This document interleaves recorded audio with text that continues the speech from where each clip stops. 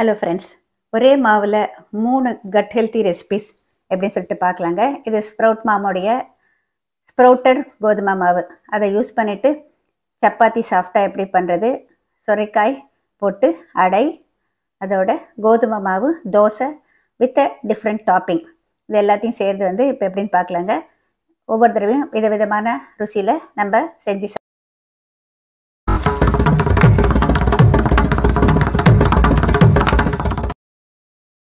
கோதுமையை முளைக்கட்டிட்டு அதை நிழலில் உலர்த்திட்டு அதில் ப்ராசஸ் பண்ணி இந்த கோதுமை மாவு முளைக்கட்டுறப்ப நம்ம எல்லாருக்குமே தெரியும் நிறைய அட்வான்டேஜஸ் இருக்குதுன்னு சொல்லிட்டு.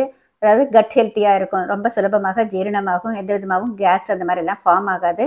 எப்போதுமே முளைக்கட்டுறப்ப சத்துக்கள் மிக மிக அதிகமாகும். முக்கியமாக புரதம் சுலபமாக ஜீரணமாகும் நிலைக்கு தள்ளப்படும். அதனால எல்லா அட்வான்டேஜஸும் எல்லா சத்துக்களும் பி காம்ப்ளெக்ஸ் எல்லாமே அதிகமாகும், விட்டமின் சியும் கிடைக்கும் அது மூலமாக. இப்போ அதை ட்ரை பண்ணி கொடுத்துருக்காங்க. இப்போ இந்த மாவில் இருந்து இந்த பேக்கெட்டில் இருந்து நான் 1 கப் அளவு எடுத்து இதில் ஊற்றிருக்கேன். இதுலேயே பின்னால் நியூட்ரிஷனல் வேல்யூ எல்லாம் கொடுத்துருக்காங்கங்க. எந்த அளவுக்கு ப்ரோட்டீன் அதிகமாக இருக்குது, இரும்புச்சத்து அதிகமாக இருக்குது அப்படிங்கிற விஷயங்கள் கொடுத்துருக்காங்க. கீழே நிறைய இன்ஃபர்மேஷன் கொடுத்துருக்காங்க. அவங்க எப்படிலாம் பண்ணியிருக்காங்க அப்படிங்கிற விஷயத்தை நம்ம இதை பார்த்தா தெரிஞ்சுக்க முடியும். இப்போ இந்த மாவை யூஸ் பண்ணிவிட்டு நம்ம பண்ணுறப்போ அதிகமான சத்துக்கள் கிடைக்குதுன்னு சொல்கிறேன் இல்லையா, அது பண்ணுறதும் எப்படின்னு பார்க்கலாம். இப்போ 1 கப் அளவு கோபுரமாக அளந்து மத்தியில் லேசாக குழிச்சிக்கலாம். அதில் தண்ணி, ஆல்ரெடி அதில் உப்பு போட்டிருக்கேங்க அந்த மாவில், அதனால நம்ம வேணும்னா போட்டுக்கலாம்னு சொல்லியிருக்காங்க. நான் போடலை. இப்போ 1 கப் அளவுக்கு கோபுரமாக அளந்தால் கிட்டத்தட்ட அரை கப்லேருந்து 3/4 கப் அளவுக்கு நம்மளுக்கு தண்ணீர் பிடிக்கும்.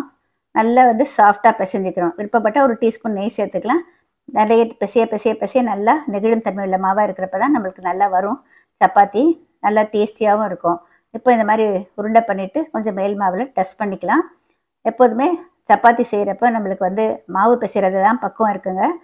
எந்த மாவாக இருந்தாலும் சரி, நம்ம பிசைஞ்சு கிட்டத்தட்ட அதில் இருக்கிற குளூட்டன் நம்ம கை சூட்டுக்கு நெகிழும் தன்மை இருக்கிற மாவாக நல்லா மாறணும். 5லேருந்து 7 நிமிஷம் வரைக்கும் பிசைஞ்சிக்கிறது நல்லாயிருக்கும். இப்போ பாருங்கள், நம்ம எவ்வளோ மெல்லிசா வேணாலும் இட முடியும். இந்த மாதிரி கொஞ்சமாக மாவு டஸ்ட் பண்ணிவிட்டு நல்லா மெல்லிசா இட்டுக்கோங்க. இது யூஸ் பண்ணிட்டு நம்ம புல்காவை மாதிரி பண்ணலாம், இல்லைன்னா சப்பாத்தி மாதிரியும் சுடலாம், நம்மளுடைய விருப்பம்தான். பாருங்கள், இப்போ இந்த மாதிரி எவ்வளோ மெல்லிசா முடிந்ததுன்னு சொல்லிட்டு நம்ம இந்த மாதிரி பண்ணிக்கலாம். இப்போ இதை சுடுறதுக்காக ஒரு தோசைக்கல்லை சூடு பண்ணிக்கலாம். நல்லா ஈவனாக இருக்கணும். இப்போ தோசைக்கல்லை சுட வச்சுருக்கேங்க. நல்லா தோசைக்கல் சூடான பிறகு நம்ம செஞ்சுருக்கிற சப்பாத்தி அதில் போடணும். போடுறப்போ உடனே எண்ணெய் விட வேண்டாங்க. கொஞ்சம் நல்லா கீழே பபிள்ஸ் வர மாதிரி இருக்கும் பாருங்கள், அந்த நேரத்தில் தான் திருப்பி போடணும். மாவு பிசைய தான் நம்மளுக்கு நல்லாயிருக்கும். இப்போ இதை பாருங்கள், திருப்பி போட்டாச்சு. திருப்பி போட்ட பிறகு கொஞ்சமாக எண்ணெய் விட்டுருக்கேங்க, அதிகமான எண்ணெய் விடலை. முளை கட்டுறப்போ நம்மளுக்கு அதில் அதிகமான நார்ச்சத்து இருக்கிறதுனால நம்மளுக்கு கொஞ்சமாக எண்ணெய் விட்டாலே போதுமானது. இப்போ இந்த சப்பாத்தி ரெடி ஆகிடுச்சுங்க. இப்போ இதுக்கு இன்னும் வேறு என்ன பண்ணலாம்னு சொல்லிட்டு பார்க்கலாங்க. அதே கோதுமை மாவில் சொரைக்காய் அடை. இப்போ சொரைக்காயை துருவி வச்சுருக்கேன். அதோட கோதுமை மாவு, உப்பு, மஞ்சள் தூள், மிளகாத்தூள், கொஞ்சமாக சீரகம் போட்டிருக்கேங்க. இப்போ இது எல்லாத்தையுமே இந்த கட் ஃப்ரெண்ட்லி ஸ்ப்ரவுட் மாமனுடைய கோதுமை மாவில் தான் யூஸ் பண்ணிவிட்டு பண்ணுறேன். இப்போ இது எல்லாத்தையும் சேர்த்து நம்ம பிசையணும். அதாவது இதில் சொரைக்காய் ஜாஸ்தியாக இருக்கணும், மாவு கம்மியாக இருக்கணுங்க. அடை மாதிரி தட்ட போகிறோம். இதுவே நம்ம சொரைக்காய்க்கு பதில் பப்பாளி காய் போடலாம், வெள்ளரிக்காய் போடலாம். நீங்கள் டிஃப்ரெண்ட் காம்பினேஷன்ஸ் கொடுத்து போடலாங்க. எந்த ஒரு வெஜிடபிள் போட்டாலும் ரொம்ப நல்லாயிருக்கும். நீர்க்காயை போட்டிங்கன்னா இன்னும் நல்லாயிருக்கும். இதில் ஜாஸ்தி தண்ணி ஊற்ற வேண்டாங்க, அப்படியே பிசைஞ்சிக்கலாம். ஒரு வேளை தேவைப்பட்டால் கொஞ்சமாக தண்ணி தெளித்து பிசைஞ்சிக்கோங்க. இது மாதிரி பிசைய நல்லா மாவு பதமாக இப்படி பிசையணும். இப்போ இதுக்கு பிசைஞ்சு வச்சதை நம்மளுக்கு தேவையான சைஸில் உருட்டிக்கலாங்க.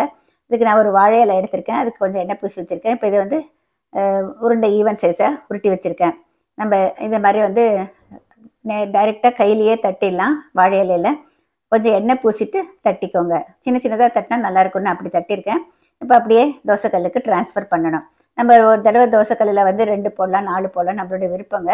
இப்போ நான் 2வது தடவையும் தட்டிட்டு 4ஐயும் ஒன்றா போட்டேங்க. கொஞ்சமாக எண்ணெய் விட்டுருக்கேங்க. பார்க்குறதுக்கு அதிகமாக இருக்கிற மாதிரி தோணும், ஆனால் எண்ணெய் இதுக்கு அதிகம் குடிக்காது. வெஜிடபிள் போடுறப்ப எண்ணெய் அதிகம் தேவையில்லை, அதனுடைய மாய்ஸ்சர் இருக்கிறப்ப நல்லாயிருக்கும். இப்போ நல்லா இந்த சுட்டு எடுத்துகிட்டு பரிமாறினா மிக சுவையான சுரைக்காய் அடை தயார், கூடுதல் சத்துக்களோட தயார். எந்த வெஜிடபிள் போடுறீங்களோ அந்த வெஜிடபிளுடைய சத்துக்கள் நம்மளுக்கு சேர்த்து கிடைக்குங்க. அதுக்கு அக்கம்பனிமெண்ட்டாக நான் இங்கே தொக்கு தான் வச்சுருக்கேன். நீங்கள் வந்து புதினா சட்னியோ இல்லை கொத்தமல்லி சட்னியோ அது மாதிரி வந்து கூடுதல் சத்துக்கள் இருக்கிற மாதிரி ஏதாவது ஒரு சட்னி கொடுத்தீங்கன்னா இன்னும் கொஞ்சம் நம்மளால் அதிகமான சத்துக்களை ஒரே டிஷ்ஷில் பெறத்துக்க முடியும். ரொம்ப சுலபமாகவும் இருக்கும். இந்த மாதிரியாவது வெஜிடபிள்ஸை சேர்த்துக்கலாம் குழந்தைங்களுக்கு அப்படின்னு சொல்லிட்டு நம்ம நினைக்கலாம். இப்போ அதே இதை வந்து கோதுமை மாவோட அரிசி மாவு, கொஞ்சம் உப்பு, மிளகாத்தூள் இதை சேர்த்துருக்காங்க. நம்ம கோதுமை தோசை தான். இதை எவ்வளோ கோதுமை மாவு எடுத்துருக்கீங்களோ அது பாதி அளவு அரிசி மாவு தேவை. உப்பு காரம் அவங்கவுங்க டேஸ்ட்டுக்கு தகுந்த மாதிரி. இதை நல்லா நீர்க்க கரைச்சிக்கோங்க, ரவை தோசை மாதிரி. அதிலே வந்து நல்லா பொடியாக கட் பண்ணி வச்சுருக்கிற வெங்காயம் சேர்த்துருக்கேன். ஒரு டீஸ்பூன் எண்ணெய் இதில் விட்டு கலந்துட்டிங்க. நம்மளுக்கு சுடுறப்ப கண்ணாக வரும். மாவு நல்லா தளர இருந்தால் தான் இந்த மாதிரி தோசை நல்லா மெல்லிசாக போட வருங்க. மெல்லிசாக போட்டுக்கோங்க. நான் மிளகு சீரகம் போடல.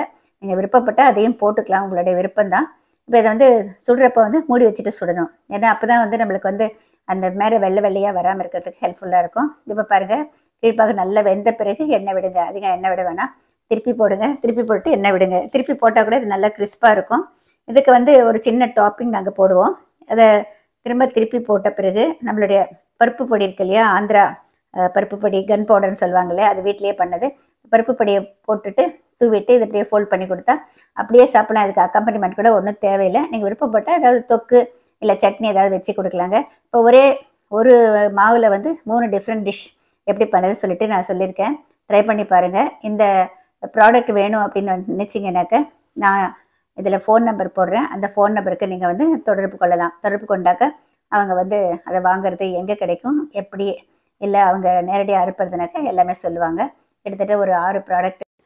டிஸ்கிரிப்ஷனுக்கு கீழே பருப்பு பொடி பண்ணுறது இன்னும் மற்ற வீடியோஸ்னுடைய லிங்க்கு கொடுக்குறேன். நீங்கள் வேணும்னா எதை வேணால் பார்த்து செலக்ட் பண்ணிவிட்டு பண்ணலாம். தேங்க்யூ. இதே போல் உணவு மற்றும் ஊட்டச்சத்து பற்றிய பல விவரங்களை தெரிந்து கொள்ள மல்லிகா பத்ரிநாத் வீட்டு சமையலை சப்ஸ்கிரைப் பண்ணுங்கள். உங்களுக்கு புத்தகங்கள் வேண்டும்னா நாங்கள் அனுப்புகிறோம். ஸ்க்ரீனில் தெரிகிற முகவரி மற்றும் ஃபோன் நம்பருக்கு நீங்கள் தொடர்பு கொள்ளலாம்.